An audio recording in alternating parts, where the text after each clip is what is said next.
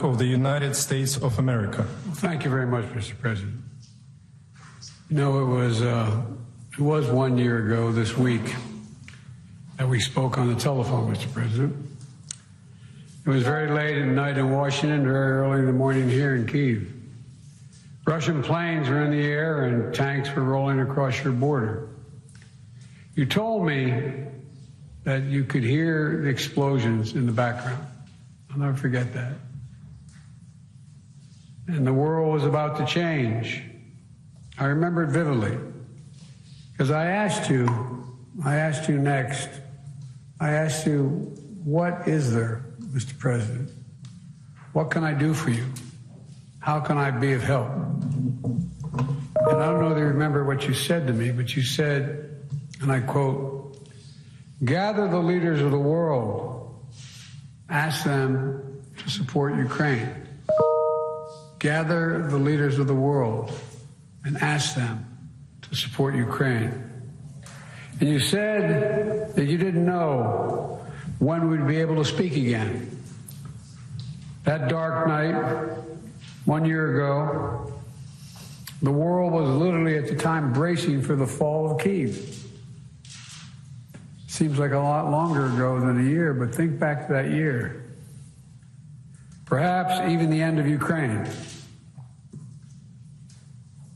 You know, 1 year later, Kyiv stands, and Ukraine stands. Democracy stands. The Americans stand with you, and the world stands with you.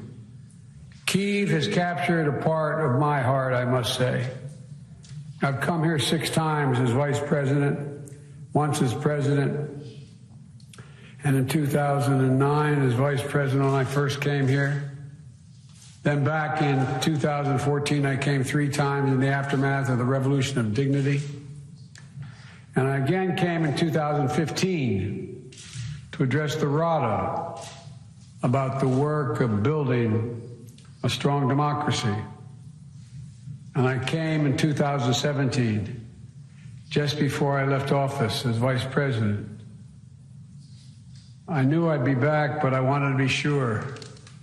Even though the election were over, Barack and I were out of office, I decided to make one more trip before the next president was sworn in to Kyiv.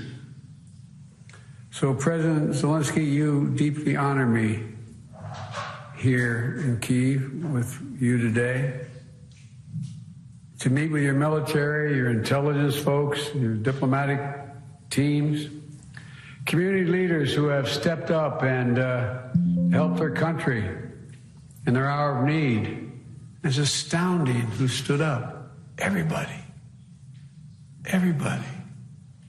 Women, young children, trying to do something, just trying to do something.